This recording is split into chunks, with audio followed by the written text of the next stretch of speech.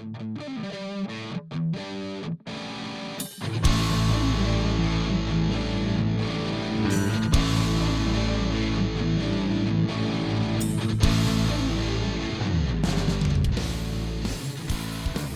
I don't know about all that, but... So, this is episode 2 of Discography Discussion. Dan, what's up? Not too much. Josh, what's going on? Not much. Having fun. Sky, you're here too, right? Yeah, that's right, she is. So, what's going on? We're talking about Mortification? Yeah. And what about Mortification? Well, everything. Really? Just about. Okay. So, you want to elaborate on that, or are we just going to go into it? Well, Mortification is a Christian metal band, which is what they would tell you. They played a good mix of Christian thrashy death metal in the early 90s. Moved on to more of like a groove metal sound, and eventually kind of topped off. Didn't really end much on a high note. Kind of music got a little cheesier, a little more simple, and that's it. Discography discussion over. All right, so Episode 3. all right, so what have you been listening to? Well, I mean, break it down, because you sound like you're beating around the bush a little bit. and knowing you personally and knowing exactly what your opinion of Mortification is, I'm just going to call you out right now and say, tell us how you really feel. I guess with Mortification, what it is that they're a band that I liked a lot whenever I was younger, for a couple of reasons. The early albums are extremely good. The later albums typically tend to lose quality over time. If you listen to the band's first 3 albums and then go listen to their last 3 albums, it's very disappointing as a music fan to see a band that was good, that had a good premise, decay. And Mortification is notable in the sense that they were kind of the first Christian death metal band that made it. There was a band out before them called Vengeance Rising that played kind of a thrash style with the more raspy vocals and stuff. But when Mortification kind of hit the scene, they were, in a lot of people's words, a lot scarier than anything that had come through the Christian metal realm, so to speak. At that time, they were really the most extreme Christian metal band that existed, and that's really what made them notable. I know my first introduction to Mortification was when Hammer of God came out. And I remember you playing it for me, thinking, as a person who is a huge fan of Metallica and that punk style of thrash, Yeah. Okay, here's a band that sounds like a band that I like, but the vocals are different. Yeah, the vocals were odd. And little did I know, until you told me, that's not even what that band usually sounds like. Right. This is a band that comes from death metal and type of vocals. Sure. And it was Same guy. It was the same guy. It was nice to hear something. It was nice to hear something good for a change. Sure. In a market of accept this because it has a message type bands. And I know that's never really been a good excuse for me. I know we kind of share that opinion of just because the message is good doesn't mean the music is good. Right. So, and this was an example of music being good. And then years go by. I've got Hammer of God in my collection. I've listened to the other albums that came out before.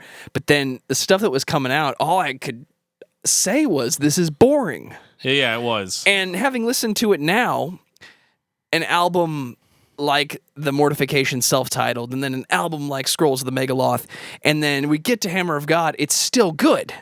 It's still exciting. Sure. It's unexpected. Sure. If they do one thing that is kind of why, it's that every album seems to have a joke on it. Yeah, joke song. But acceptable because, we've done the joke song thing before, and it's fun. Sure.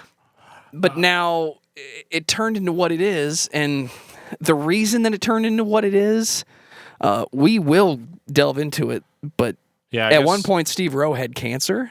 Right. And okay, you kept going, but the quality's gone downhill. Right. And I don't want to say to the guy, quit while you're ahead. Right. But that's when we end up on my question of, does it still need to be the thing that it always was, or can it be something different because it is different? Right, and I think Steve Rowe would agree with you in that regard. I think really the best way to describe Mortification, though, is really just to go back to the beginning. All right. And what is the beginning for Mortification? Well, Mortification was a band that started out as another band called Light Force, and they were kind of like a thrashy, more Iron Maiden influenced kind of band, but they, were kind of starting to get into thrash. They remind me of Savatage. A little bit, yeah. I could hear that actually. Now that you say it out loud. For those who don't know, Savatage is the band that is also the Trans-Siberian Orchestra. I'll let you figure that out. So Light Force, they put out 2 albums, and more or less Steve Rowe was just the bass player of Light Force, and he decided that he wanted to keep the band going after they broke up. So I guess they must have broke up around like 1989 or so, or maybe 88, 89, but Steve Rowe wanted to keep going with it. So he got together with a couple of guys named Jason Sherlock and Cameron Hall, I believe, was the first guitarist's name. And they got together and they recorded as Light Force a demo called Break the Curse that had 10 songs on it. And they more or less didn't really release Break the Curse publicly until years later. They re-released it and, branded it as Mortification. So in a lot of ways, I consider that to be the first Mortification album. Break the Curse is a lot more punky sounding. It has a very punk thrash sound to it. Steve Rowe growls the vocals for the most part in more of kind of a raspy. He really hadn't started the deep death metal vocals that he kind of became famous for. He really wasn't there yet, so it was more like just kind of a thrashy shout, growl. Sounds a little carcassy, actually, when I listen to it, which is not a bad thing at all. Nope. Not at all. Love Carcass. I do too, yeah. And it's and again, we're listening to the band as we talk about them, so it can be a little distracting. But yeah, Break the Curse. A lot of the songs that were on that album actually did transfer on to Mortification's self-titled album. So between Break the Curse and the Mortification self-titled record, they got a different guitarist, a guy named Michael Carlisle, I think.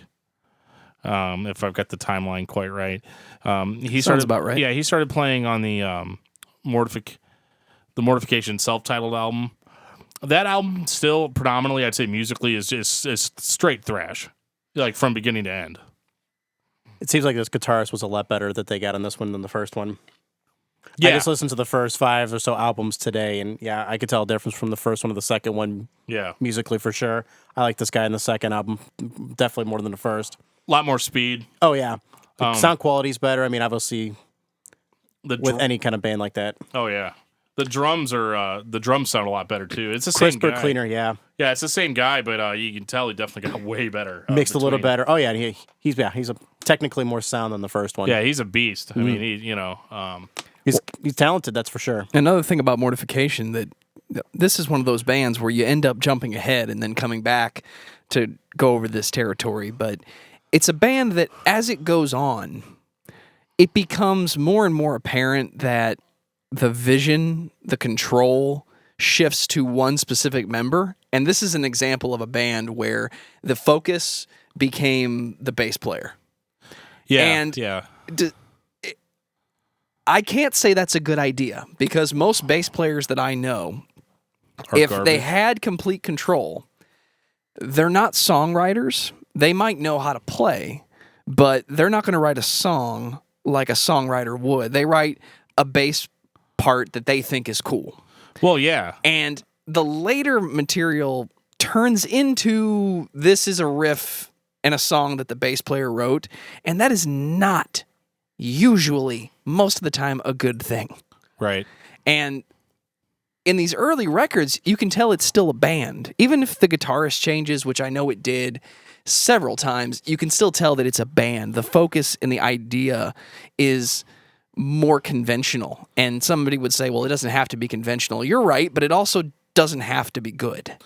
And the more and more they stray away from it sounding like a band, the more it becomes not good. Well, yeah, and I think the thing too is so yeah, you look at these old albums, and what you're saying is exactly correct because on the first 3 or 4 Mortification albums, the songs were predominantly written by Steve Rowe and Jason Sherlock, the drummer. And I hate to say it, but I'm usually a bigger fan of the Sherlock written songs than I am the Steve Rowe ones. Not to say that those are bad. And what you were saying about the bass player not being the main songwriter, you can really hear that because on the first 3 Mortification records, I think Steve Rowe's bass playing is at its best because he's focusing he's focusing on 2 things. He's singing and playing bass, but he even does like a bass solo in I think it's the 3rd album. It's weird, but What Scrolls of the Megaloth or Post-Momentary Affliction? He did a bass solo. It's not as good as like Anesthesia or anything. It's actually extremely weird sounding and almost sounds a little bluegrassy. I can't even describe it. We'll have to pull it up later and listen to it because it's insane. So they put out the self-titled album. Self-titled album, super heavy. The impact it had on Christian metal is really undeniable in the sense that it had good lyrics. It had really fast, thrashy guitars, like no compromise. One of the things people always complain about with like Christian music versus other music is that it's not as aggressive or it's they don't have the anger in them or whatever. You listen to that first Mortification album and it's like, dude, it's it is every bit as aggressive as like Creator or Slayer or anything of its ilk. I mean, it's heavy as piss. And most death metal like this, I always attribute to Slayer from a focus style or the way Slayer is. It's an onslaught of audio. It just comes straight at you, which is, I know, the thrash mindset typically, but this is very much the same idea. Yeah. It's an onslaught, and I know their second album or their third album, depending on how you break the curse, Scrolls of the Megaloth in 1992, still one of the heaviest albums I've ever heard. Yeah, absolutely. Like if you thought like people used to say, if you think the first Mortification album is heavy, you need to listen to Scrolls of the Megaloth because it is literally the most insane thing we've ever gotten out of Christian music. I mean, it is just, for your fans of your Cannibal Corpse and Napalm Death and, Cannibal Corpse was the first thing I thought of. Listen to us. If you don't know the lyrics, or if you just didn't listen to this without the lyrics and just music, you would mistake them for Cannibal Corpse Absolutely, or something like that. Yeah. The biggest difference about Scrolls, though, is its main focus is being heavy, which is kind of weird. Like, it doesn't sound like it'd be a good thing, but it really worked for him here. Because Mortification has never really been a very heavy solo band, at least not at the beginning. For as much praise as people give these first few albums, there really aren't very many guitar solos in them. Maybe a little bit on the self-titled. I don't remember there being any solos on Scrolls at all. It was not to come to mind. No. I thought Postmortem was the first one that I remember hearing solos on it. Yeah. It was like, that was their more technical one, because it was like, okay, we did the death metal thing on Scrolls, so now we're gonna, change it up. Yeah, and Post Momentary was a lot like, it was a lot like Scrolls, but again, the songs were more interesting to listen to, But Scrolls is just undeniably just so heavy. The vocals on Scrolls, I think, are unique in that, I've heard a lot of death metal bands from that era. And Steve Rowe's vocals were very modern sounding death metal. Because a lot of the death metal from the early 90s was still a lot of like thrashy shouts, with more aggressiveness. Sometimes the whole death metal aspect was more about the music than the vocals. And Steve Rowe's vocals are just insane sounding on this record. I mean, just otherworldly, terrifying. And it's funny too because I was listening to a podcast just the other week with Jason Sherlock on it, and he was saying how like there's a lot of like dual vocals. Joe, if you pull up the song "Terminate Damnation" off of Scrolls, at the very beginning of that song, there's like a vocal, and I thought it was an effect. It's track 2. There's a vocal effect on that song that I thought it was an effect, but it turns out that it literally is just Jason Sherlock and Steve Rowe doing extreme death metal vocals, and they just mixed them together. And when you listen to it, it sounds like an effect. Well, that's When it actually standard fare with isn't. recording is doubling vocals, or Yeah. even doubling two different vocalists Yeah. to get a different type sound. A good example for a listener would be anything off Nevermind, because if you hear a big time harmony, it's probably Kurt Cobain and Dave Grohl. Right. So Right. But if you listen to this, you're talking about this guttural. Yeah, it sounds like an effect. they're it's- very in sync. Yeah, it's a very strange sounding record in that regard, and most death metal that was to come later did sound kind of like this, and it seemed almost a little pioneering for a Christian band to have that extremity, that level of heaviness. It was just insane. And Scrolls for a lot of people is the end all be all of Mortification. I know some people that literally just listen to the first album and Scrolls to Megaloth, and then they're done. Like there's nothing else exists after that, which is a shame because Post Momentary Affliction is a good record. Very good. Well, Yeah. I know for me it kind of stops shortly after Hammer of God, but I try to make that critical, not just I'm done because this is the best. Because that would be like listening to Master of Puppets and not getting to Enter Sandman. Right. It just depends on what kind of person you are, I guess. Exactly. Yeah, Post Momentary, death metal, but they started thrashing again on that one. You start hearing the thrash metal influences, and this was the very first time you hear Steve Rowe use his, like actual voice. So a little less death metal, a little more thrash now. Thrashy, yeah, longer songs, more complicated songs. The intricacies. Yeah, catchier songs. Catchy riffs, yeah. The drums are still insane on this record, though. This was Jason Sherlock's last record with Mortification. He went on to be in a doom metal band called Paramecium, which sounds a lot like Scrolls if it was slowed down, very slow, because that was really popular with doom metal back then. It was heavy because it was slow and crushing, I guess, and that's a good record to listen to, or a good band to listen to if you're a Jason Sherlock fan. He also went on and recorded the Horde album, which was it was all him. He did everything on that one, all the vocals, guitars, drums, and that was like in raw black metal. But yeah, I think Steve Rowe's vocals, in my personal opinion, probably sound the best on this third album, Post Momentary.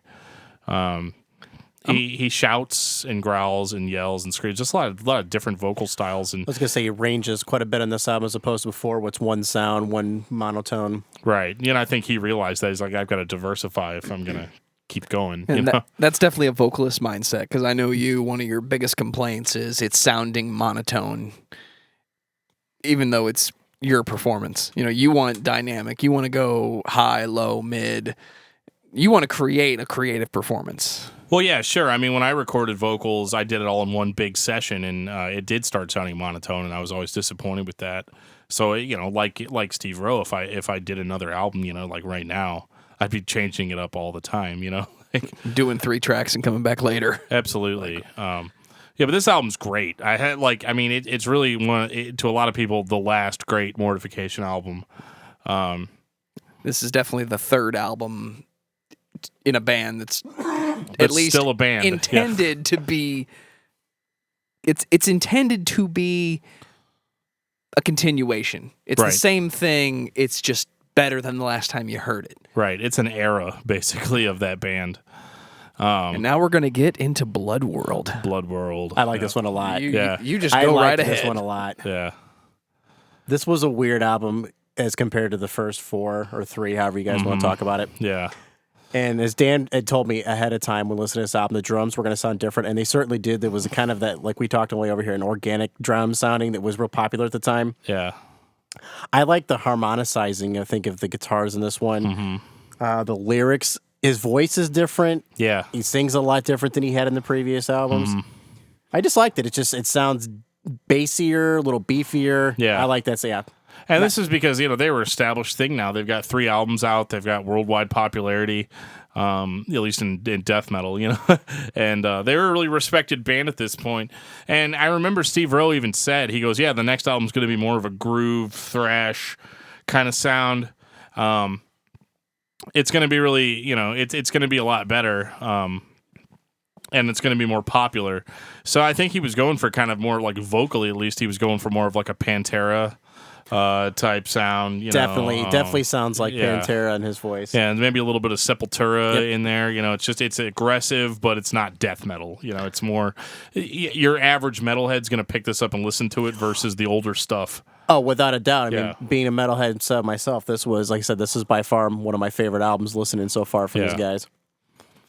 My biggest complaint with Blood World is it's the self-titled Zao record of Mortification. Everything about it is great, but then you got to ask yourself, what were they thinking when they mixed the drums? I was going to say, for the most part, sounds a little weird. The drums are mixed dead center mono. Yeah, and most people in the car blasting on the stereo, especially thrash guys, we don't care. We know what we're getting into. But when I listen to it, and you could say, well, that was the mid-'90s, that was the early 90s. No. Albums have been mixed in stereo since stereo existed, especially drums. Right. So why are these so mono? There's no space. All the space is occupied by the guitar, which from an engineering standpoint makes me say, okay, the guitarist must have mixed this. Yeah, because the bass is in the middle, the vocals are offset, and the guitars are all out here. And it's not bad. Yeah, it's just different, and it doesn't sound like, because I thought Post Momentary Affliction sounded really big. Absolutely, you could hear it. You'd imagine if the band's playing, they're playing in an arena or something. Like they're really. It's a very large scale production. Blood World went for a much more, I think, raw sound. And it's achieved, but it doesn't. It's off putting, and it's a different. It's a different drummer on this one, and you can definitely tell that in that. So this guy they hired because he's so fast, like we're Mortification. We need a fast drummer, all the time. And that's kind of about it with this guy. The old drummer was definitely more technical, and you watched him grow through the first 3 albums, and then you get this new guy, and you're like, okay, so now we're back to square one again. This guy's just beating the shit out of the drums rather than playing them. Right? Yeah. It's like, you wonder how many drum heads he went through. Oh yeah, just broken sticks, and I mean, if that's what you want, that's what you're gonna get. Yeah. And that's the standard thrash fare, though. Yep. I don't think there's any live videos of this drummer playing because he was only in the band for this album, and maybe that maybe there's a reason for that. But he's not bad. There's nothing wrong with what he's playing, and really the biggest complaint about the drum sound is just how it sounds, not the playing itself. And but what I think is interesting about this is I would love to see how this drummer handles the old material. Can he sit down and play Post Momentary from beginning to end? Maybe he could, and that's why it wasn't there. Possibly, We'll never know. Yeah. I mean, maybe on YouTube or something, if you search for long enough, I'd be might curious see him. to see now, maybe. The other thing that is funny to me, I mentioned Zao, but somebody that would be overly critical of the drum sound is the same person that won't listen to Injustice for All. You're missing out. Because of one little quality complaint. Right. Album is up there. If I had to pick top 5 for Mortification, it's album number 4, and it's probably up there. Right. Most of the first 4 are up there, but Blood World is not bad by any means. And there have been times, and this is kind of a how I'm feeling kind of day. Really, my biggest complaint with Blood World is probably the first 30 seconds of the album. Because it's just so different than what we ended up with. Right. And the rest of the record sounds fine. I mean, like that was added later. Yeah. Just like Post Momentary, he really, I don't know, like in Post Momentary, he did a lot of vocal styles, and it seems he kind of continued that on Blood World, because he still does the death metal growls and stuff, but he like saves it for like really heavy moments and intense moments, which is what you should do, It's a tool, not a sound. Right. Well, it's a sound if you're only listening to death metal, but yeah, it's I mean, I didn't always like death metal. right. Yeah, we got to get to Opeth one of these days. Oh, we'll do an Opeth one for sure. Ooh, I'm in Yeah. for that. Yeah. So I mean, yeah, Blood World still doing good, still a little bit different. It's hard with Blood World because Blood World is a good album on its own, but it's not as good as compared to like,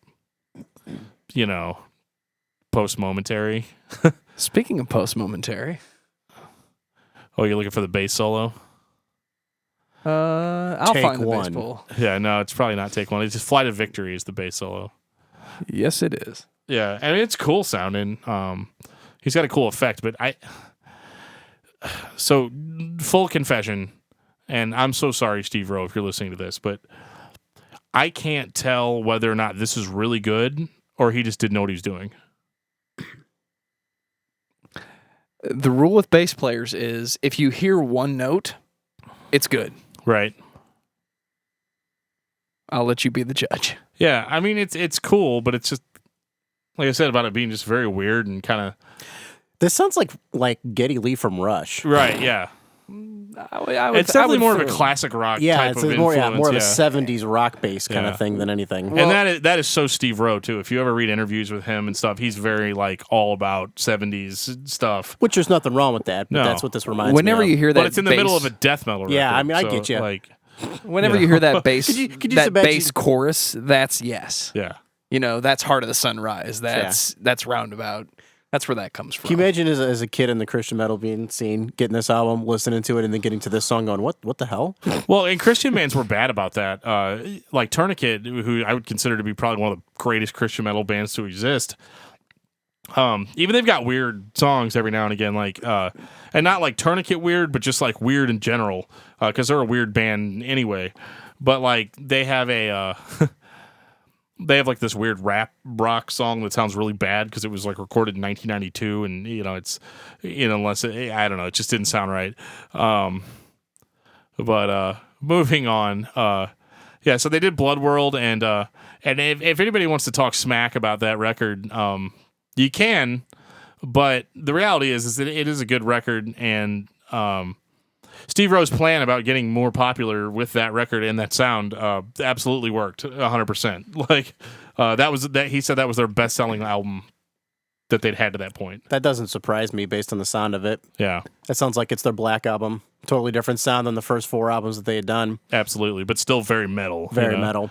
Still in that genre, but it's more commercial where you could listen to it with outside people who maybe weren't, in that scene. And it's really interesting to hear maybe what a follow-up to Blood World would have sounded like, but I don't feel like the next album, Primitive Rhythm Machine, was really a follow-up because at this point, after this album, drummer quits. He was only on one album. The guitarist quits, and he was actually... the guitarist was actually on... He was the one that was on the self-titled Scrolls of the Megaloth, Blood World, Post Momentary. So it was kind of a big loss to lose him. Did he quit or was he fired? I think he quit. I can't think of Michael Carlisle, right? Yeah, I can't think of a lot of people in Mortification that were kicked out of the band, at least that I know about. I think at the end of the day, it's still a Christian metal band. It's still an extreme Christian metal band, and so there's a certain amount of the potential audience that's just not going to listen to it just because of that. And so, even though the band was very popular and very renowned for being a Christian band, I still think that their actual overall money take home from that was somewhat limited. So they probably couldn't. I doubt that they probably ever could have lived off of Mortification. And that just sucks. People are judgmental, and that's one of the biggest things that irritates me about the whole metal versus Christian metal, because a lot of my introduction to a lot of heavy metal was through Christian metal, and I started listening to everything after a while because I just liked the musical style, and it didn't matter to me so much what the lyrics were. And I just think it's annoying to hear metalheads be like, "Oh, Mortification, and they're a piece of shit band because they talk about Jesus and nobody likes them," and but it's like, but then you're gonna go listen to Slayer where they say the exact same words in different order, like it just. it didn't make a whole lot of like. It's not okay for them to talk about Jesus, but it's okay for Slayer to talk about pissing on a crucifix or whatever. Like it just doesn't. It doesn't make a whole lot of sense to me, and so I mean, I continue to enjoy Mortification, regardless of because it's really good metal. right. I was gonna say metal is metal, regardless of what the lyrics are. I mean, Exactly. if a metal enthusiast is gonna like it for what it is, it's not gonna matter the content of the song. Right. Am I incorrect in? It's ironic to me because of the name. Is Primitive Rhythm Machine the slowest Mortification album up to this point? Who? I mean, Post Momentary and maybe Blood a World. little bit. I mean, they definitely, we're on, speed setting 1,000, pretty much Right. for everything up to this point. I would say Break the Curse might have been a little slower. Break the Curse reminds me a lot of early Creator, and, Which that was released in '94, the same year as Blood World, even though it was older. Yes, it was re-released. Yeah. So yeah, you got 2 Mortification albums on this. So shut up, stop complaining. But basically, yeah, I would say Primitive Rhythm is probably slower than Blood World was. But here's why there's nothing wrong with that.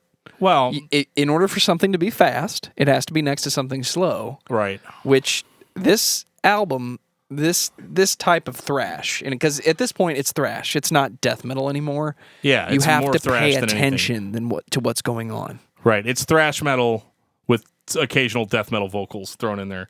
And so Primitive Rhythm is probably the shittiest sounding Mortification album from a production standpoint. It's primitive, right? So at this point, the guitarist quit. They'd always been a 3-piece band, a power trio. More simple than Blood World, you think? Oh, yeah. Oh, okay. Well, I don't think Blood World is simple. I think it's pretty complicated for them. Yeah, I was gonna say it's some intricate pieces in there. For a Mortification It just album, sounds it's poppy. pretty, yeah. Right. Okay. Primitive Rhythm was more like Steve Rowe and Friends recorded that album. Basically, his band quit, and then so Steve Rowe had this American tour booked, and was like, "Well, I'm going to go on tour," and so he just hired a bunch of dudes from other Christian metal bands that were in the United States, and they did the tour. Why didn't we think of that? I think actually they did the Blood World tour. Okay. That's awesome. Yeah, so that was cool, and those are the guys that are on Primitive Rhythm Machine, and Primitive Rhythm Machine has some cool songs on it. There are a few on it that I think are kind of stinkers, but the song Primitive Rhythm Machine, the way it starts off, is just a really cool intro, and it's fun. It's got tribal drums. Around that time, I think Sepultura had put out an album called Chaos AD that was very Very similar. yeah, very similar. At least in the musically. mindset. Yeah, I think Chaos City is a better record, but they had the tribal drum sound going. Actually, I wouldn't mind listening to that, Joe, if you've got that on there. Primitive Rhythm Machine, the song. Give me just a second. That song's better than the last half of the album. Absolutely, The last half of the album, it's weird. It's like 3 songs, but they're like 15 minutes long. yeah. Yeah, it's kind of annoying. They never end. Yeah, Because it's I know just- that's like 3 songs. It's Yeah, like, they're no not joke. really- It was like yeah. 15 minutes, 12 minutes, and then it was like 20 minutes on the last one. Yeah. They're just kind of a weird weird band. At that time, like they did a lot of weird stuff. But Primitive was, I love the way that album starts. And I love the cover. It's got like 3 swords going through like a demon skull, and the swords form the Mortification logo. Which, Very metal. yeah, I thought that was really cool. Mortification has a lot of cool covers, and they also have a lot of really not so cool covers. The self-titled one's my favorite. Yeah. But yeah, if you're listening to the production quality, Joe, you could tell it's really. I wouldn't be surprised if this was recorded in several different sessions. It just doesn't sound. Okay, great. I get what you're saying here. Yeah. The guitars also on this record. My biggest complaint: guitars completely lack punch. Yeah. On the drums actually sound decent this time, but the bass you can always hear Steve Rowe's bass whether you want to or not. He's got kind of a Motorhead complex in that regard. And the further on we go, yeah, that becomes going that back actually to what I becomes a said huge before, problem it later becomes on, yeah. a huge problem. Yeah. Oh, but Lemmy did it. Well, Lemmy turned the mids all the way up, turned everything else down, and then didn't care. Yeah, But see, he did that for 40 years. I don't listen to Motorhead for its musical complexity either. You listen to Motorhead for one thing. You're trying to say what not Complex. Yeah, that's what I'm trying to say. All right. Yeah. Lemmy's actually back from the dead here with us right now to contest the horrible, He's staring straight up at the mic. the horrible comments that we made about him. But so yeah, I mean, Steve Rowe sounds pretty good vocally on this record. Sounds kind of like just like he did on Blood World. He's got it going on. He does the death vocals and stuff. Steve Rowe vocally was really good during this era of Mortification, and I think I think the music sounds good, but it's got kind of that Saint Anger. It doesn't sound as bad as Saint Anger, but it does sound pretty raw. I say all you can hear were the drums and the bass, and the vocals. The guitars are weak. They don't punch. There's no oomph behind them. Yeah. Bass sounds good. The drums sound good, but the rest of it's just kind of lacking. I would love to hear this remixed. Yeah, I think it would probably sound a lot better if it was remixed. It definitely reeks of not going to say it wasn't mixed by somebody that didn't know what they were doing, but they either didn't have the right direction or this was done by somebody who was doing the band a favor. Like, we need to get this album out.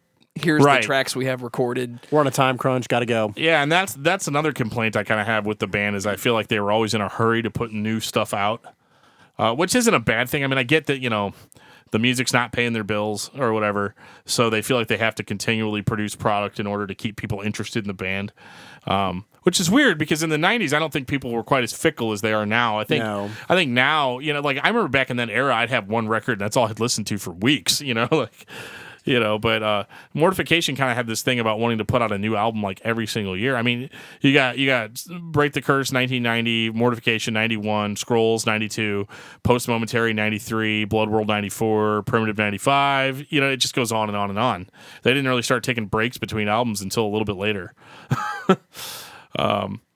So yeah, I mean, I feel like pretty much everything they'd done up to this point had been a hit, and then once you got to Primitive, it kind of started getting to more of a miss.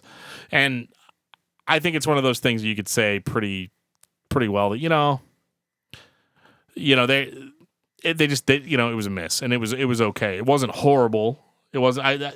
There are a few things about that album that bother me. That was when structurally Steve Rowe's writing was a lot more apparent on the songs, and they were, as far as I know, I'm pretty sure he wrote that entire album, Rhythm the Machine. Considering the only surviving member of the band, that would make sense. Right, and I'm not gonna split hairs on It definitely is the first time before he quit or what It definitely is the first time that Mortification reeks of our only surviving member is the bass player. Right. It starts to reek of these are the bass players' ideas. Right? Well, but Steve Rowe is still the vocalist, so I guess that still made it okay. Right. And that, because I figure it's always Mortification if he's in the band. He's the main man behind the mic, and so he goes back to Australia. Rethinks everything about the band. Hires a new guitarist and a new drummer. And what's interesting about this drummer is that you may notice that on their next album, Envision Evangeline. Number one, this album is way more produced than Primitive Rhythm Machine. We're back to really more modern sounding production quality. The band sounded good. We're listening to the first track now, but they started sounding better. The production quality sounds really glossy, almost like you're listening to like a classic, like a Saxon album or something. Oh, Saxon. Yeah, so it's Angel Witch. Yeah, absolutely. Just very glossy. I thought the drummer did a pretty decent job on this record because apparently, according to Steve Rowe, this guy had only been playing drums for a month whenever he started the band. Well, that's a risk.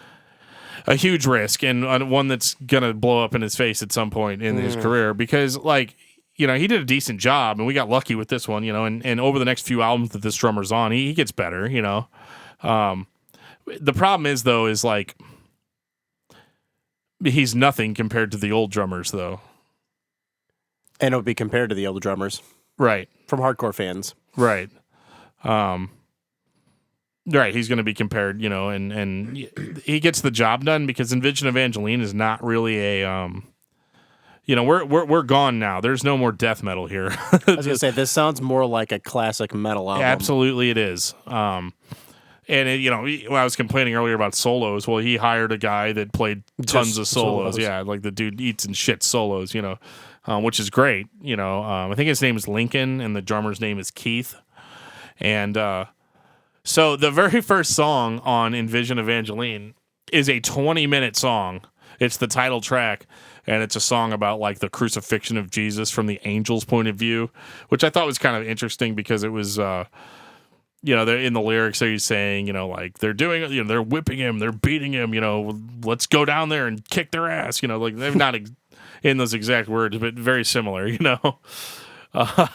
and I thought that was a really cool concept lyrically. They shot a video for this song, a huge 20-minute video. I actually still have the VHS of it at my house. It's like a mini movie. Yeah, and it's got the band playing through the whole thing. I like the song. I mean, it sounds pretty cool. I don't know if I could do it for 20 minutes, but it gets better. It's very different though. It changes up quite a bit throughout the song.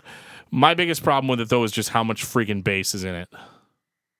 Like that album, like the beginning, it's all bass-driven intro, and it's not bad, but it's just like, I don't know. It gets a little weird in some parts on that song where sounds like Jason Newsted playing. Yeah, it gets a little weird in places. Luckily, though, there's 8 more songs or 7 more songs on that album besides that 20-minute one. But that album was pretty good. By the way, remember everything I said on the last album about it being the slowest up to that point and the most bass heavy, and this one absolutely way more. This in one that just regard, topped the list. Yep. Right. Recurring theme incoming. Right.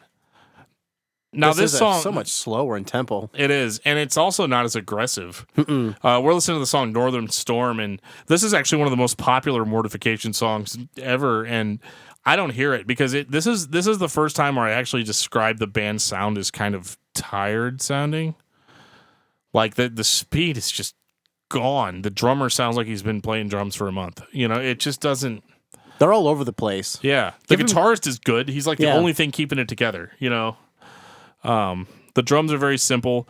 Steve Rowe's vocals sound tired. Like if you remember, like on Blood World and on Primitive Rhythm Music, he's like shouting and screaming, and he's just like he seems really into it, like a really energetic the energy guy. level's been sucked out on this one. Yeah, so there's just nothing left there. It's just. But the material is still decent enough to keep it going. There's an incredibly stupid song towards the end of it called "Noah is a Knower," which is just completely stupid. Yeah, that's next pretty album. much exactly what I thought. But Envision, it did introduce the idea that Mortification is now going in a more classic metal direction. How was that perceived by fans at that point? Any idea? Pretty badly. I would imagine so. Being a death metal band, that's like a complete genre switch. But damn, that's not very nice. Sorry, but I think this album just kind of. What's funny though, Noah is a Knower is probably the most energetic song on the CD. And we're just bashing the hell out of it. It just sucks though. That's Anyway, they sounds like a beginner's band, like a band that just got together. It is. Like guys who just never played instruments before have been just learning to play for a few months. Yeah. But here's the problem. This is like what? Album number 1, 8, 2, 3, 4, 7. 5. Yeah. They've put out some stuff up to this point. Yeah. But not these guys. Not these guys together. And here's what I think. It would probably Steve Rowe came back to Australia after after Primitive and formed the band again. And it was probably just like a brand new band starting out again in a garage. Except this band's Mortification. Oh, no, okay. Let's not start that. Right, it's a band that got together for the very first time to play in a garage, and it just happened to be Mortification. Yeah, and again, you're like, okay, well, if it's your first album again, then let's hear that first album again. And we had to wait an album to get the first album again. That's right. So after Envision, something really horrible happened. There's actually a 2-year gap between Envision Evangeline and Triumph of Mercy. And there's a reason for that. Because, again, the band's always been in a huge hurry to put records out. There's a delay because Steve Rowe was diagnosed with leukemia. And, it's appropriate that Joe just cut the music there because that's pretty much what happened. The whole machine came to a grinding halt. And Steve Rowe had really bad leukemia. He was basically told by his doctors that he needed a bone marrow transplant. He got a bone marrow transplant, like a stem cell transplant, I guess. I don't know if that's the right terminology. I'm not a medical guy. The people get it. Yeah. He needed a bone marrow transplant. He got a donor. They got the transplant. It was his dad, I believe. And he got the transplant. It didn't work. He got really sick. The doctors were like, yeah, dude, you've got like 12, 13 minutes to live probably. You know, like he was not. And he wrote a metal album in that time. Actually, we're going to get to that. He actually... so it didn't work. He was sick, and they told him he was going to die or whatever, and they just kind of jerked him around a lot. And I think eventually, like they all got together and they prayed in his hospital room, and like miraculously the next morning that the original bone marrow transplant actually just started to work randomly. And so it's either a miracle or it's not. I guess it depends on what you believe. And I choose to believe that it was a miracle, and it was for Steve Rowe, it started to work. The only problem is like the chemotherapy was like literally killing him, and he got really sick again to the point where, he was almost at death. And he basically just told the doctor, yeah, I'm done. He literally just told the doctor, I'm done getting treatments. I'm done going through this. Just let me go home and die. He's like, my life's in God's hands at this point. So he goes home. And I don't know if it was a few days later or a few weeks or what. He was like totally on the brink of death again, and they prayed for him, and he just kept going. He kept fighting. He got stronger, got back to where he was at. It's funny. I remember reading an interview with him, and he was like, yeah, so, I'm in the hospital getting chemotherapy, and I'm just sitting in the hospital room with my bass writing this song called Raw as the Stonewood Temple. And, it's just very, it's very inspirational. And this is where we're going to start kind of sounding like asses a little bit. That's a very inspirational story, and I think it's great to tell people. And I think, as far as from a Christian perspective, he's got a really good story to tell about the healing power of God and all that. And totally support that. But when you listen to how the album sounds, there is a noticeable drop off. I think musically it sounds a lot like Envision, slower paced, metal sound. Yep. I think the song Triumph of Mercy is probably the best song on the record, and it actually talks about the whole cancer experience. It's like an 8-minute something long song. Well, and here's the spoilers here. Steve Rowe, to this day, still alive, still kicking. Triumph of Mercy came out in what, 98? 98, yeah. Okay, so... And we're not even like halfway through this discography. When you get to Triumph of Mercy, and I know I'm being critical of the quality dropping off, yeah. But if you gave me Triumph of Mercy and I was complaining about the quality, as soon as you tell me, wrote this album in the hospital while getting cancer treatment, and he lived, I'd be like, you know what? The bass player wrote an album while he was getting cancer treatment. I will put that out. I will listen to it. As a fan, I'm still in. Right. This album is not great, but I think we can all agree that they get a free pass on this. Previously, it's not horrible. No, not previously. Not I may have been making an exit, but here I'm still in. Right. Yeah. Here in 10 years, we're gonna get there. I'm leaving, guys. I'm sorry. Yeah. It's interesting artwork on here too. I was just looking at the album cover. Yeah, it's him getting healed, and there's it's a pretty cool album cover. Yeah. Believe it or not, this was actually my very first Mortification album that I ever heard. Really? I just listening to it now. It's not horrible. I mean, I don't hate it or anything. I mean, but like Envision, it sounds basic, and it sounds like a band that's not experienced. Yeah, sounds like guys who were hired to play. Right. Interesting too that he kind of returned a little bit more to the death metal vocal style. Like, I don't know, it's just as like an extra middle finger to cancer. Like, hey, guess what? I could still do it. Hey, you still kicking it. Yeah. Although this was the first album I noticed there are a little bit of vocal effects being used to, not to create the growls, but I guess to accent them or whatever. Everything's legal as long as it's not cheating. So Steve Rowe gets better. He's kicking again. Puts out an album in 1999 called Hammer of God. This one's pretty damn good. Yeah, as I said, this was a good album too. Yeah. I mean, this sounds more of a beefier sound than the previous two. Yeah, it's kicked up. One thing I like about it is they must have had a really good producer because the bass is turned down. Yep. Wasn't this the first album that was recorded in Steve Rowe's private studio? Yeah, his own Hammer of God studio. And honestly, must be a great studio because it sounds good. And I don't want to delve into this too much, but it's going to come up. So, Dan, can we do it one time? What? God Rules. Oh, God Rules, yeah. Well, this song actually was on the Mortification self-titled. It just wasn't called God Rules. It was called The Majestic Infiltration of Order. Say that one more time. Yes, Dan, say it again. It was called The Majestic Infiltration of Order. So at that point, it was a joke because of how ridiculous it sounded. The song name was longer than the lyrics, yes. That's awesome. Yeah. Isn't this something, though, that any band can do right? Like, here's a fan favorite. We're going to re-record it to remind you that we're still here.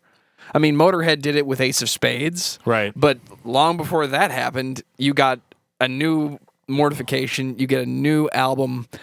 The quality is back. Yeah. In my opinion. In fact, Hammer of God, maybe because it's the first I heard, is my second favorite next to Scrolls. But I like hearing God Rules because it reminds me, hey, we're not taking ourselves too seriously. Right. Does that mean a band needs to go back and play a fan favorite again every 5 albums? No, but it's nice. Like, Yeah, hey, I mean, we can still do this.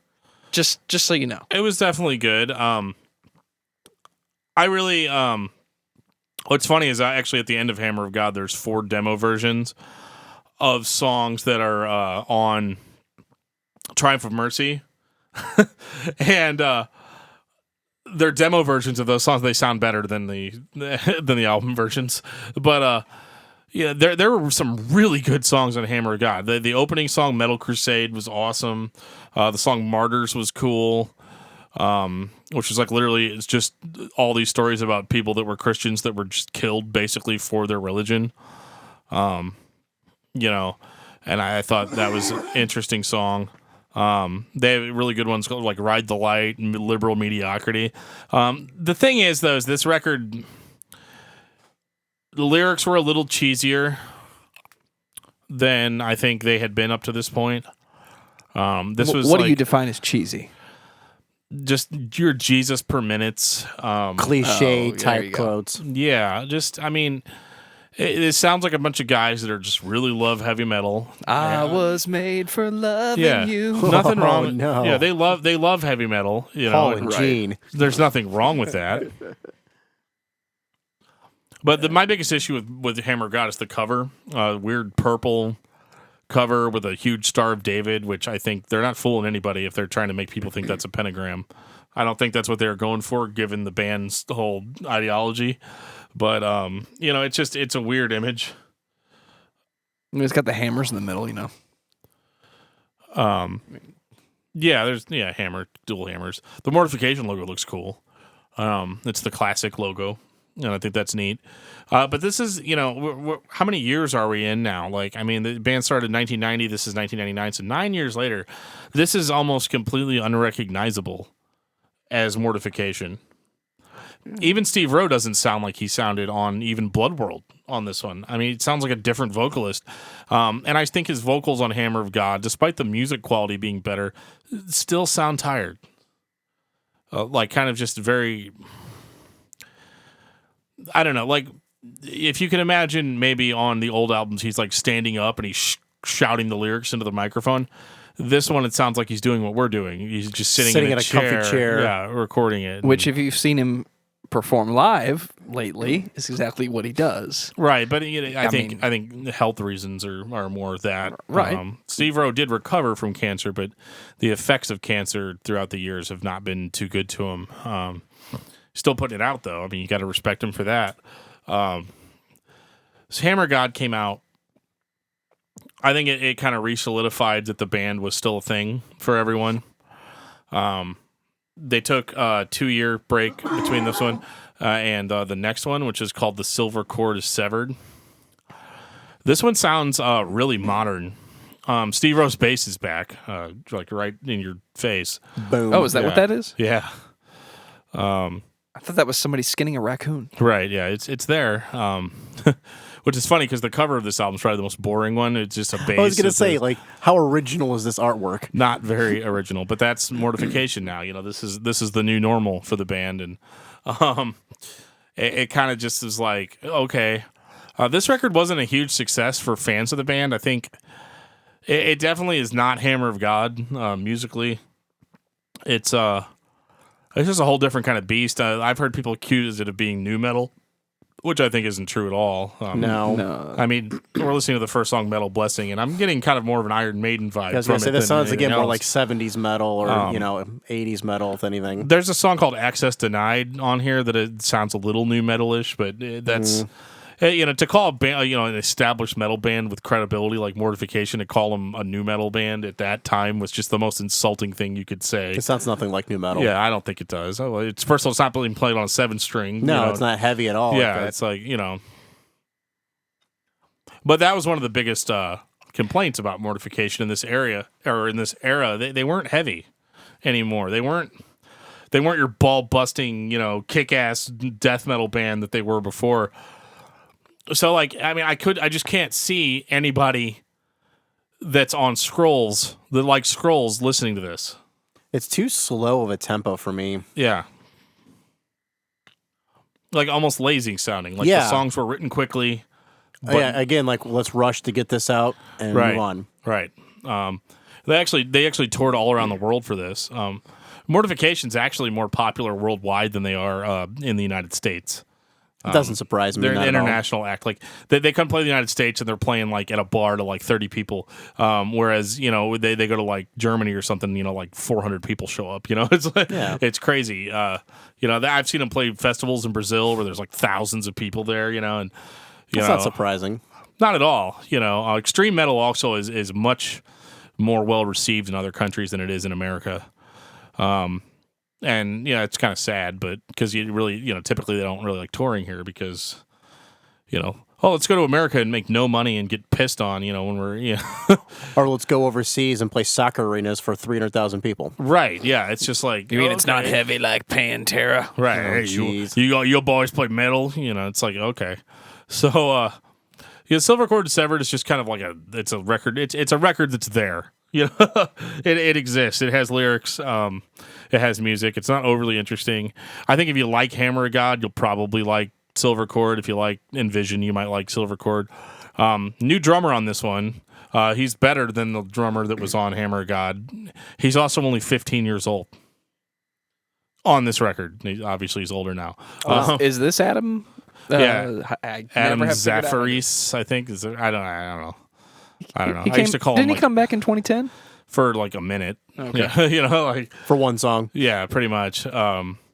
Mortification hasn't really had that many returning members. Doesn't sound like it. No, and I think people quit the band. I think Steve Rowe's the only one that was Steve Rowe was always very.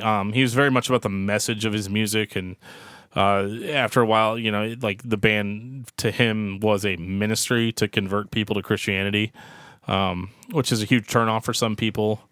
I think he's a dude that puts out records. He could do whatever he wants, Well, it's his man. Right, Well, that's kind of what I'm talking about when I say that the quality begins to go down.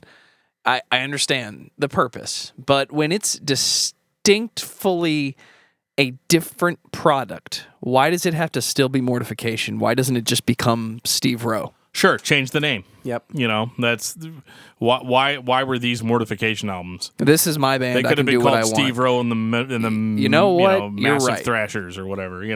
You can call it whatever you want. I get it, but Reese Roper didn't show up and say we are Five Iron Frenzy, and it's a totally different band. And it's a Brave Saint Saturn. Yeah, it was. That's that. This is this. It's different now. Okay, this is the best I can do. Okay, again, quality's going down. Do you understand why I don't like it? Because you're putting a label on it, and you're telling me if you like this, you're gonna like this. Well, yeah, I mean, think about it. It's not true. If I listen to this and you called it something different, I might still like it because of who's on it. Right. But Hey, it's the this dude is from not the Mortification's doing same this. thing as Scrolls of the Megaloth, and it's not even begun to go downhill, really. Yeah, I mean, this is still where it was still kind of an acceptable quality. I think the biggest thing is that, you say, hey, man, check this out. Yeah, this band, Mortification. Oh, yeah, Mortification. I remember them from, like, back in the 90s. Scrolls of the Megaloth, Post-Momentary Affliction, Blood World. That was awesome, all this stuff. And then it's like, oh, yeah, well, listen to this. And it's just like, oh, Who are these guys? what the hell is this? Yeah, it's just, This is not my Mortification. But the cool thing is, so in 2002, I think it was, they put out an album called Relentless. This one was good. And the reason it was good is because, guess what? New guitarist. New guitar player. 2 guitarists on this record. The very first Mortification album that has 2 guitarists, and my God, does it show. It's full of squealies and pinchies and thrashing, and this is the first one I'd heard in a long time that I could say this is Mortification. That is not entirely true, because twice in the history did they previously have 2 guitarists, one rhythm and one lead, at the very beginning, and then again right around Primitive Rhythm Machine. You still had 2. Not on an album, as far as I know. Oh. Maybe touring, but Okay. not on an album that I'm aware of. And I actually have all of the Mortification albums. Are you calling Joe a liar?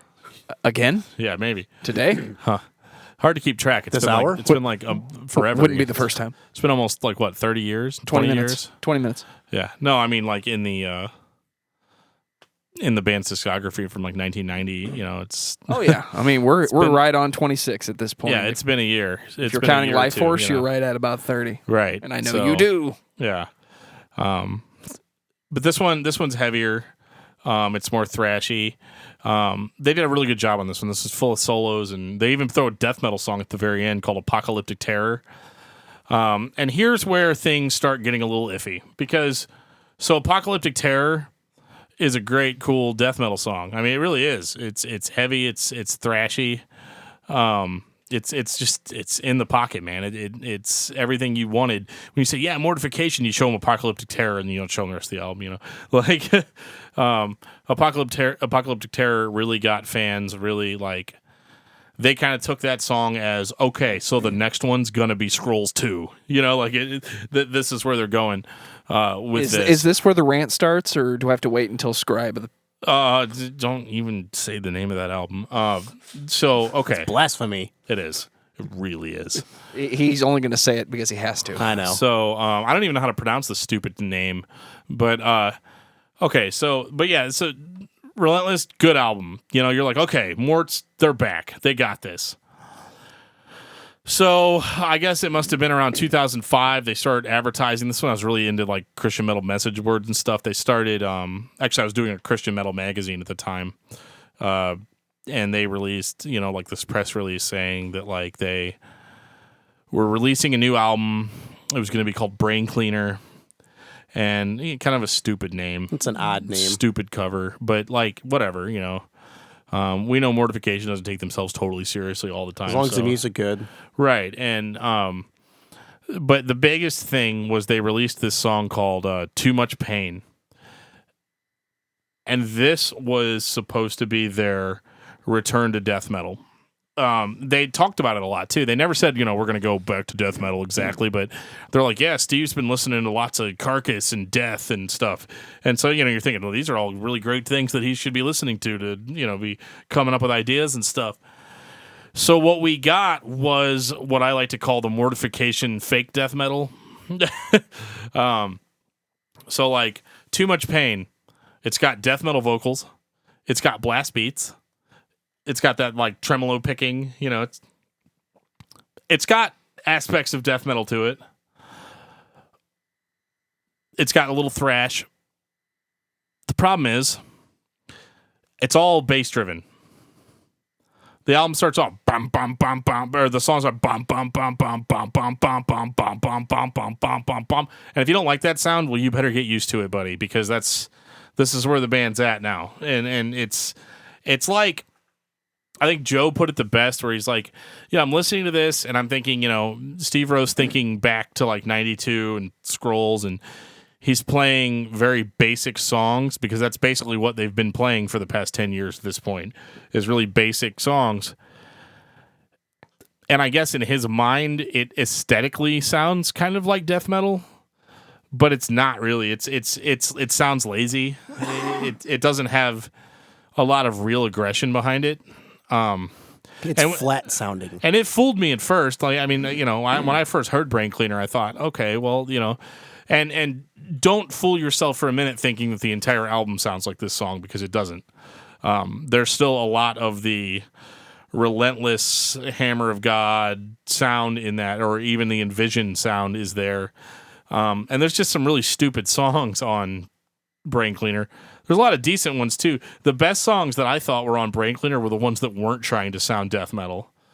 There's a song called Living Like a Zombie that's actually pretty good. I thought that song was good because it sounded like the Mortification that was on Relentless, and that's the band we've been listening to up to this point. And while this is not the first time it's happened, this is one of those albums where you listen to it and you can tell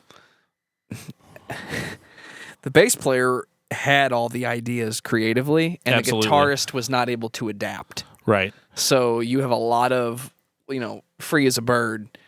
It's a lot of, we're playing in unison because that's the idea. Right. It's if it was anything but death metal, I would call it the Frank Zappa approach, where everybody's playing the same note because of how complex it is. And the point is you're listening to a group of musicians playing in unison. Right. In metal, we tend to call that, math metal? Yeah. It's like everybody counted to 12 and then everybody counted to 14. You can't drop a pin between these riffs. Yeah. That's like right. It's, but this was not achieved because it does kind of come off as a little sloppy sounding, and that's unfortunate. And I don't know, and I'm not going to be the guy that sits here and says it's because of his health that he can't play music very well. I've heard people say that, and that's just mean. It's what it is. The product is what it is. Right. It's just not very good. Right. And that's what it is. Steve Rowe's vocals still sound lazy on this one, and it bothers me, and because I know that at one point the band was good, and it's kind of like I kind of typically like to call Steve Rowe the George Lucas of Christian heavy metal, because if you want to call the first 3 albums like the Holy Trilogy or whatever, he released a product that everybody wants him to do again. And he's releasing stuff where he's like, this is just as good as the original product, if not better. And everybody's like, dude. No, it's not. It's really not. Yeah. And maybe that's marketing. Maybe that's that idea of the thing I just did is the best thing I've ever done. This is whenever the band actually started going in a more independent direction, I noticed too, because there's a song on here called I'm Not Your Commodity. Again, it's supposed to be a death metal song too. It's not. It's got death metal vocals on it. It's heavy. It's one of the heavier songs on the album. It's one of the ones I actually like the best, but the lyrics on this one are a little different than his typical Jesus metal stuff, in that he's saying, basically talking to the record label, and he says, I don't care if you hate what I do because I don't exist for you. I play for the pure of heart who don't care about your plastic songs and all this stuff. And it's definitely the most aggressive I've ever heard, like as far as him being angry, like writing an angry song. And you can actually hear that a little bit on the song, it's probably the most aggressive that they've been in years.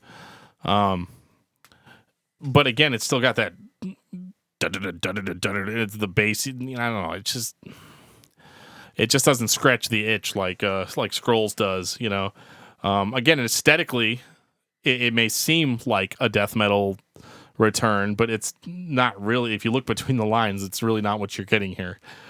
But I think this is the problem here, is that so he's making the argument in this song that everybody wants him to be more commercial or this or that, and he's off doing his own thing. He says, I'm a man who loves God. I'm a man who makes art. The issue is that there's a difference between being popular and selling out or whatever. I think in his mind, the decline in sales, the decline in good reviews, I think almost in his mind it was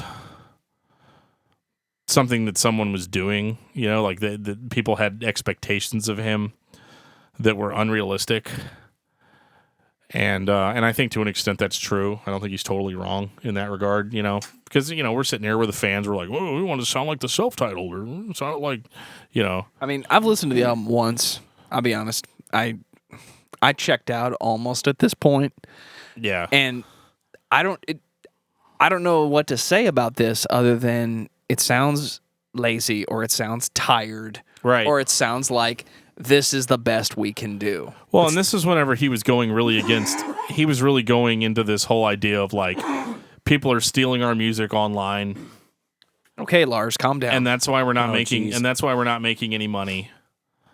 And I made this argument back in 2005 that it could just be because the music's not very good anymore, dude.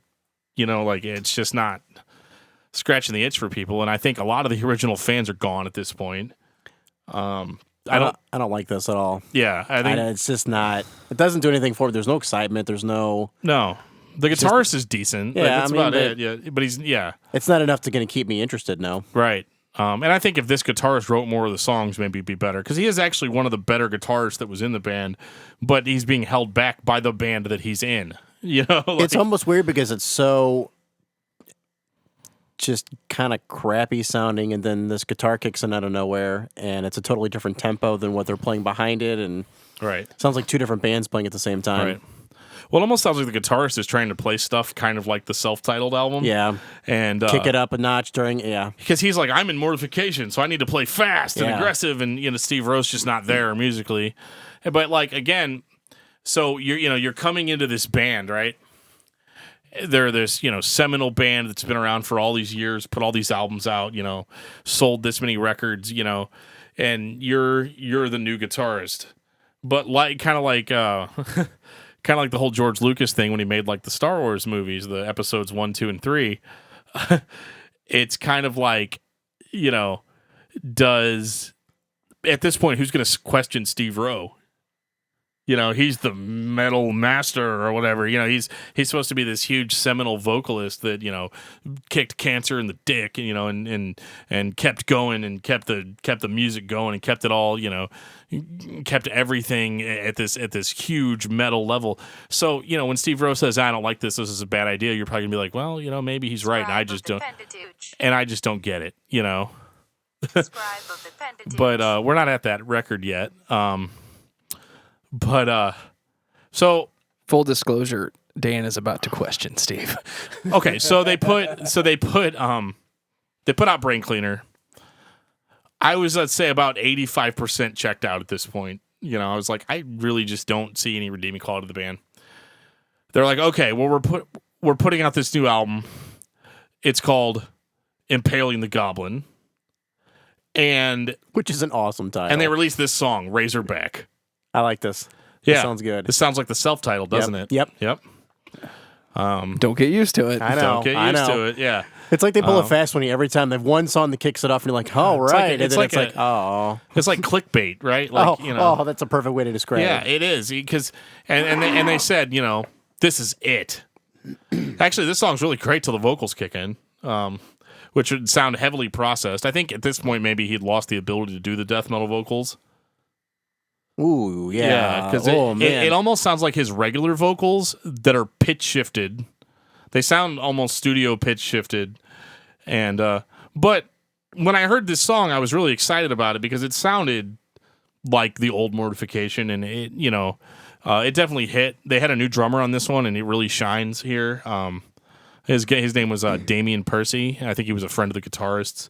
You know, he's like, you know, I think it was one of those like, Steve, let me get one of my buddies over here. You know, I know we're a gonna guy. really, we're gonna really make this. You know, we're gonna kick this album in the ass. Let's go. Yeah, let's do it. And they do to an extent musically. And I remember hearing that song Razorback and thinking like, this might actually work. You know, like this might be okay. I'm not a big fan of the vocals, but I like death metal, so vocals aren't like my main thing.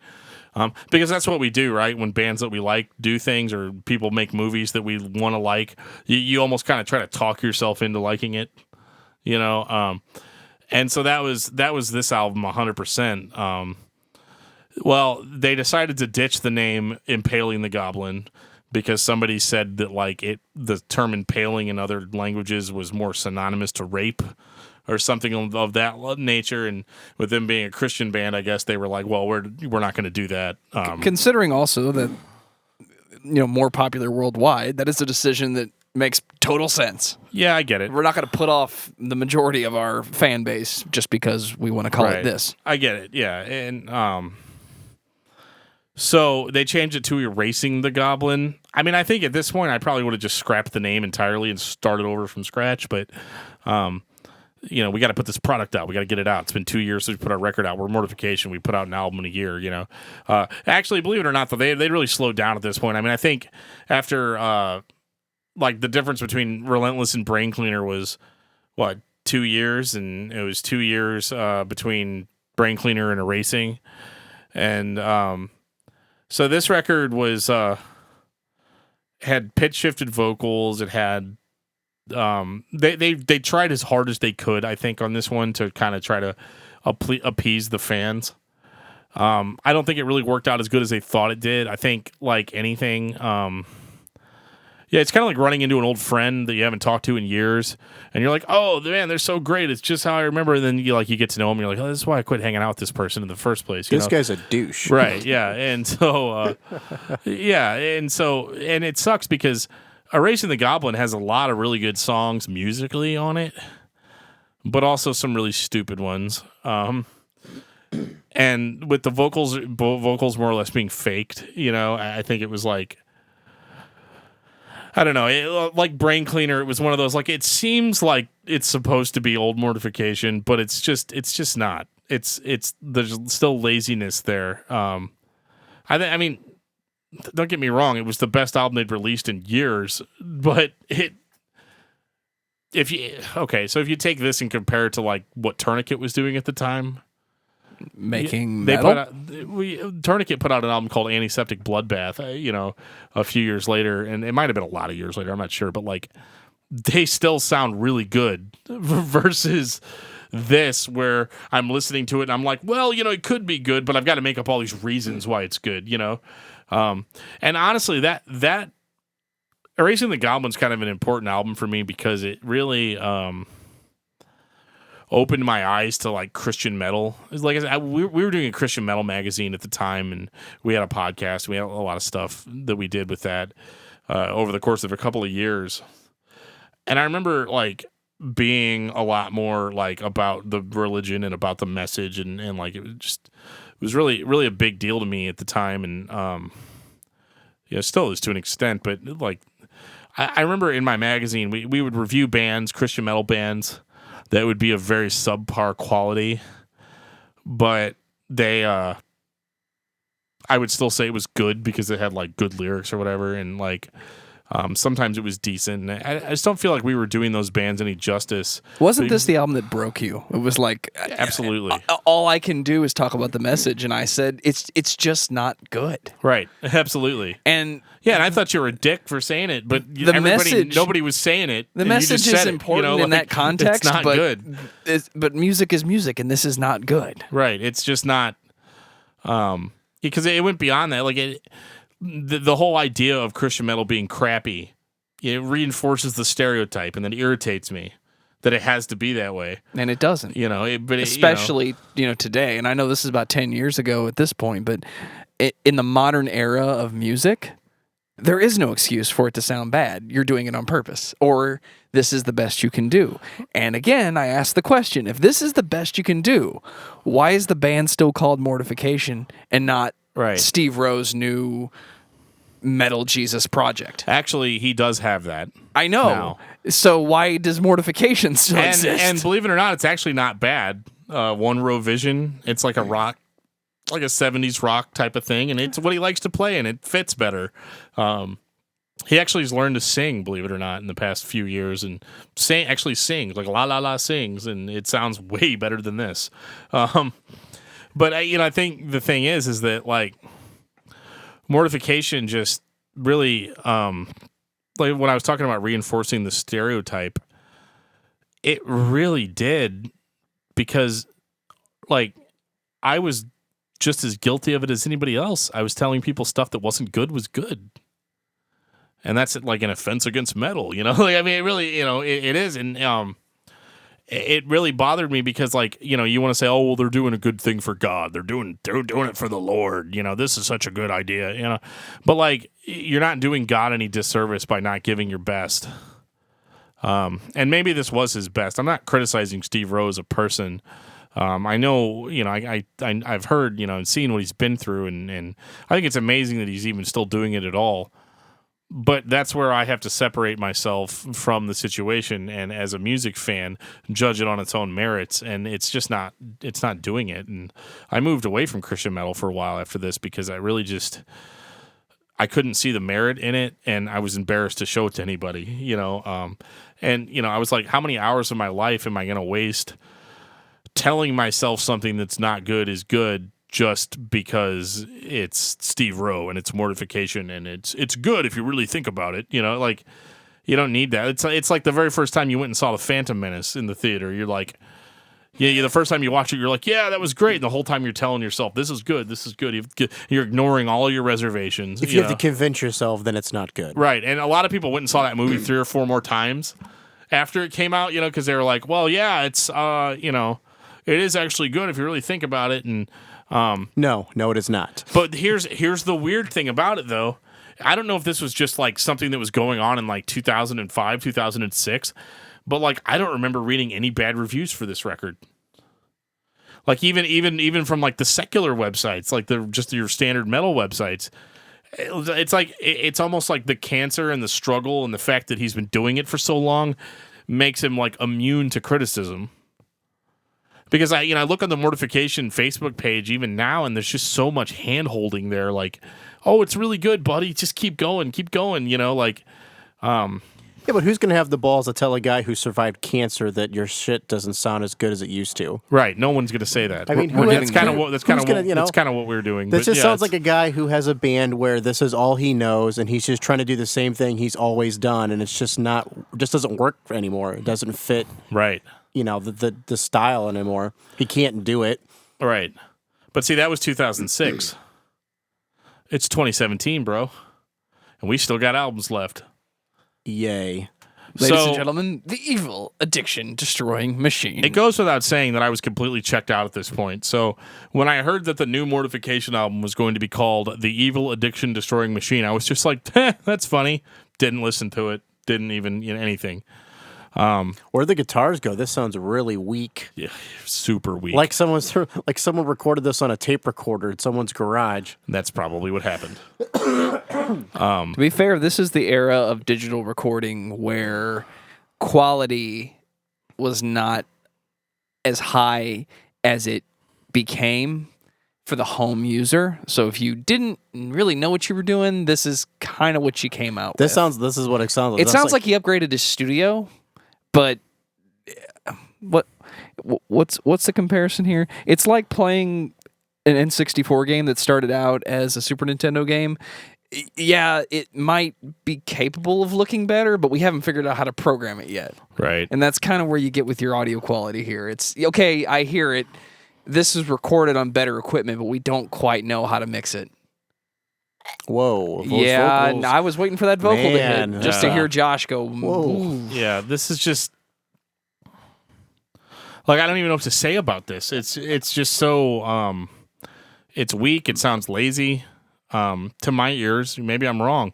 But again, tons of hand holding on this record. Lots of people, oh, it's so good, man. You just keep going. You keep fighting going. the fight, buddy. Keep going. fighting. Keep doing it, and maybe not. I don't like eventually my curiosity got the best of me, and I did listen to it, on YouTube or something, later on, and I remember just being like, wow, okay, well, I'll dodge that bullet, It just didn't do it for me, man. It really just the lyric, like the vocal lines and stuff. It's just a guy saying stuff over it. Like there's no real like vocal melodies. No dynamics or there's anything. And what sucks is that Steve Rowe was like really dynamic back in the day. Mm-hmm. Like he's completely unrecognizable in this form. And that sucks. It hurts me as a music fan, and I don't want to just badmouth Steve Rowe, but like here we are, man. We're it's gotten to this point. It is what it is at this point. I mean, what else can you say about it? Right. Well, and the worst part is that, like, let's say I had a giant zit on my forehead, okay? And I hung out with you guys for like 2 weeks and had this huge zit, and it was getting bigger and like pulsing, and and you guys just never said anything to me about it. Oh no, I'm popping that on day one. Right. I'll pop it for you. Because that's what good friends do, right? They point out problems. Yeah, sometimes your friends criticize you, but sometimes you need it. Yeah, but Dan, if you have cancer, I'm not gonna pop that zit for you. Right, I get it. Yeah, you might let it go. I'm totally going to be there to pop that zit. All right. Well, I'm glad we got that. That's just, Can I use a that's needle? just between us. It's a deal. It's going to happen. It's a date, I guess. Hey, dude, So- I know you just had chemo, but come here for a second. Right. So I would have wondered how that conversation would have gone had somebody said something privately, like, "Man, this is just not cutting it anymore." I'm sure it's happened. I believe what you would have got is, I don't care. This is my band, and this is my message. Right. This is the product that I'm putting out. Yeah. And again, here we are again. Yeah. Why does it have to still be Mortification? It's clearly not as good. Right. And this is actually when he started his other band too, One Row Vision. And from what I understand, the first album by that band was pretty bad, but then it got better afterwards. And I guess everybody was just kind of waiting for Mortification to get better. I was actually under the impression that the band was done at this point. Like, this was supposed to be their last album. And I know they'd pulled that a few times in the past. So this is our last album. And then, oh, here's our new album, Relentless. So, It's almost like he feels like, why should I change the name? Like, this has always been my band. Why should he change it to something else? right. He probably would have been better off just calling it something else and restarting a whole different fan base. Right. At least there's not the false advertisement of Mortification names behind it. Right. So, that's it. That's Mortification. That's the evil Diction Destroying Machine. And I want to just end the podcast there, but I can't because they released another one after this. Oh, I didn't listen to this one. I have no idea what this one sounds like. Oh, lucky. Scribe of the Pentateuch. It was called like Scribe of the Pentateuch, all right. which is funny because I think they were trying to go for like it sounds like Scrolls of the Megaloth. For Josh's sake here, do you want me to just start it, or do you want me to pick a specific one? and I just would walk I would away? not mind hearing Josh's first time reaction to this. This is an interesting artwork cover, too. Okay. So here's Interesting's a really nice way to put it. here's what's going to happen. I am being really nice. I'm going to count down from 3. I'm going to press play, and then I am going to put my head between my legs and kiss my butt goodbye because it's going to get painful in here. Dude, you ready? No. I mean, I know Dan's not ready. I'm scared you guys are going to be nervous. I've done this already, man. Okay. 3, 2.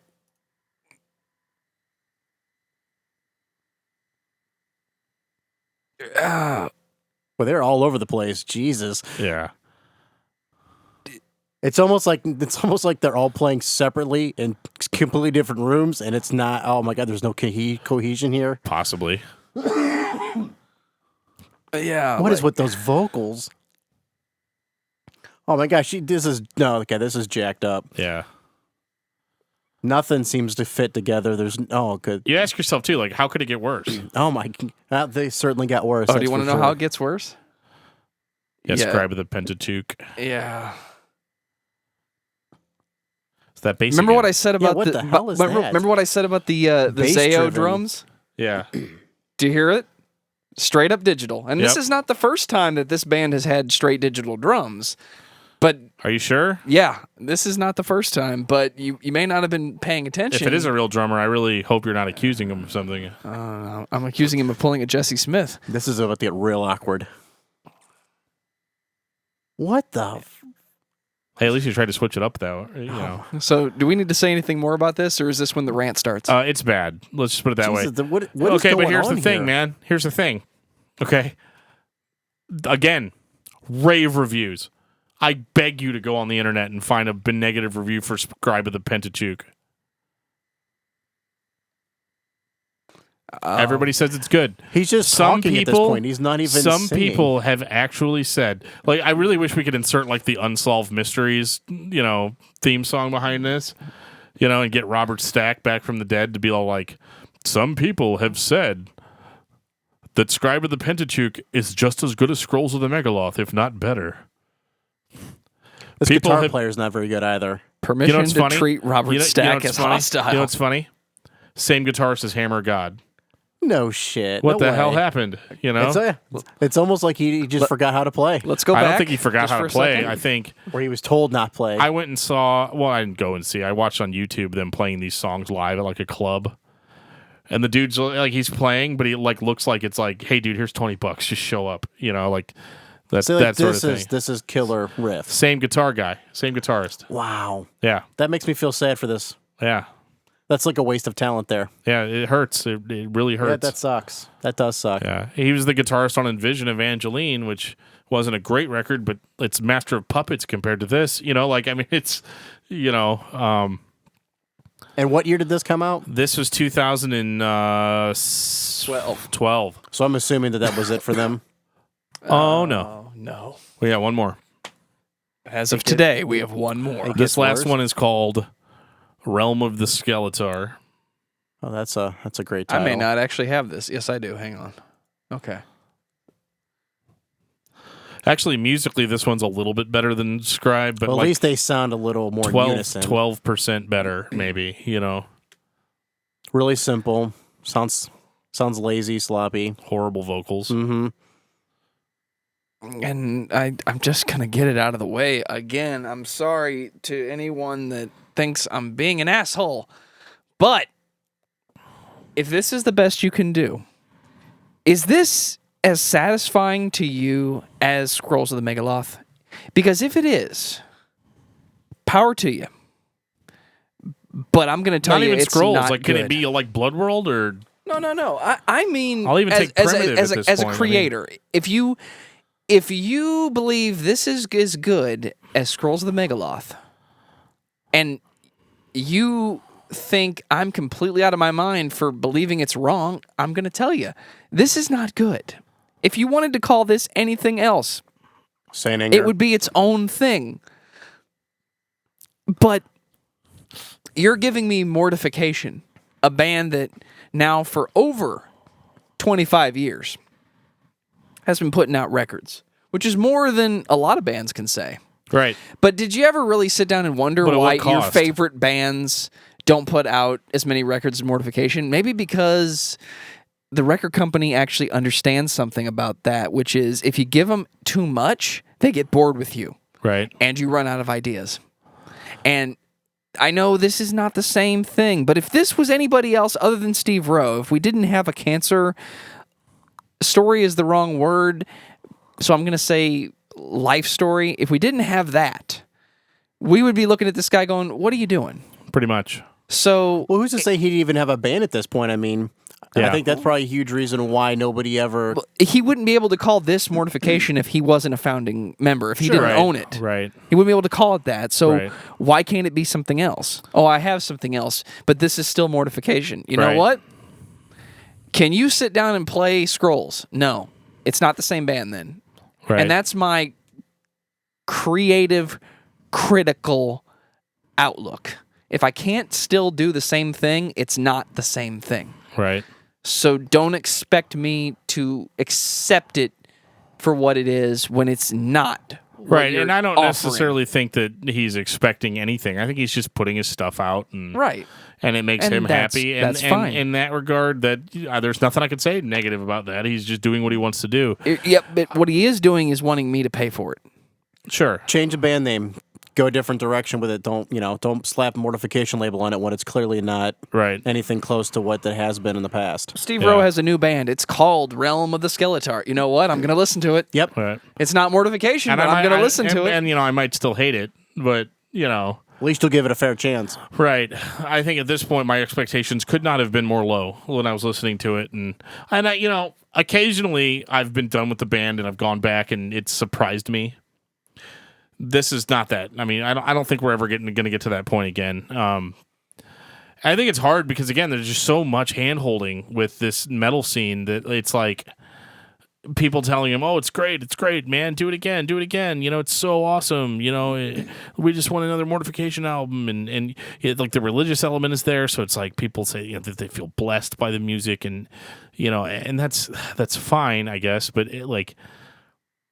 have you listened to other bands that's where I'm at, like, because even there's lots of other Christian metal bands like Deliverance or Tourniquet or I can't really say you can't really call Zayo a Christian band anymore, but like Living Sacrifice and stuff like that, where it all stayed so technically sound, and they really kept it together. I guess my biggest question is, where's the quality control?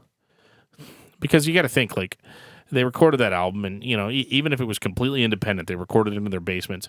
Someone had to listen to that album in some capacity and give it a thumbs up and say, this is good, go ahead and release this. And that person is Steve Rowe, because he releases his own albums. Right, because he is the band. He's the record label. He's everything. Which means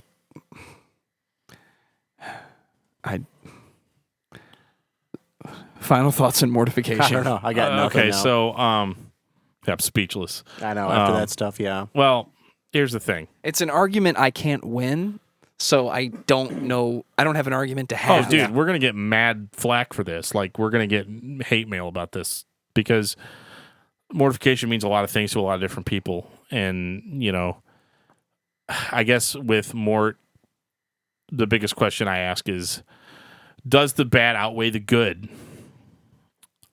And the answer is no. I don't think it does. No. Because I think Mortification was enjoyable all the way up to 2002. Yeah. Well, And then that should have been it. Any band that end you of it. like, Yeah, peace out. you can still listen to it. Oh, I'd still listen to the earlier It doesn't. You don't Yeah. have to listen to everything just because you're a fan of a band. Right. So anybody who would say to me, the bad Mortification got me through something that was going on, I would say, great. I understand you like it. We're speaking from not only a fan's perspective, but a critical perspective. Right. And I would say, if the message is what's important about Mortification, would you have gotten the same result from listening to the good stuff? Right. Because we're not criticizing one person's experience. We're talking about the band as a whole. Right. And it gets to a wall where we take a nosedive.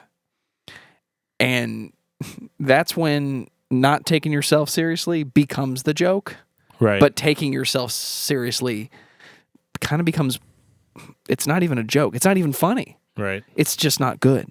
And I would say that I would set the line at Hammer of God. There's a couple things after that I'm a fan of, but that's kind of where it stops for me. I gotcha. On a good day, I'll go all the way up to Hammer of God. On a bad day, I'd say to just stop listening after Blood World. I was gonna say Blood World was the where right. Yeah. They kind of peaked, I think, Yep. musically. Because I don't think they ever got really all that much more interesting after that. And I do like Hammer, but yeah. Yeah. I think as a whole, Blood would be right. kind of it. And even the silver cord is severed, but if I have to pick a spot, It's bits or pieces from that. Right. and I guess that's one thing about Mortification as a whole. Like most bands that you may not like after a certain point, every album has something. Yep. Even if it's one thing. Except for Scribe of the Pentateuch. Yeah. I said it. I'm sorry. So I mean, I'm not really. That's pretty much it. I hope this podcast didn't make anybody think that we're like jumping ship to just Christian metal. We're actually going to do Slayer next week. Yeah. Which could be kind of an interesting. Which is counterpoint. ironic. Yeah, it's we thought that would be kind of funny to do that, and I think really with this, we are going to do a lot of Christian metal bands. We're going to do Tourniquet, we're going to do Deliverance, we're going to do Living Sacrifice, we're going to do a lot of these bands, and We're also going to do your favorite band. we're going to do everyone else too. We're going to do everyone in town. The goal of this podcast is to sit down and talk about a band's entire discography, not stack bands up from best to worst. It's, Right. this band has these many albums. Here we go. Right. So, what have you been listening to this week, Dan? Slayer. You're getting prepped for next week, aren't you? Yeah. Yeah, Seasons of the Abyss I've been listening to a lot. My favorite album. Listening to a lot of Tourniquet also. Go ahead and throw out your album of the week then. Oh, man. Why you got to do this Korn's to me new album's every really time? good. Yeah? I just listened to that all the way through yesterday. What's that? Korn's new album. What's it called? What is the name of it? I forget what it was. I don't remember either. I just noticed Korn's new album. It was Right? good. Yeah. Everybody Yeah. go listen to Korn's. It's the problem I with the know. digital age. Like you get Yeah. Spotify or something. Yeah, you I just, forget what you the just name hit of it play. is. You don't really look at anything. I'll tell you what I picked up was a copy of Balls to the Wall by Accept. Nice. So everybody needs to go listen to Balls to the Wall by Accept. I guess my album of the week I've been listening to probably the most is probably the new Zayo album.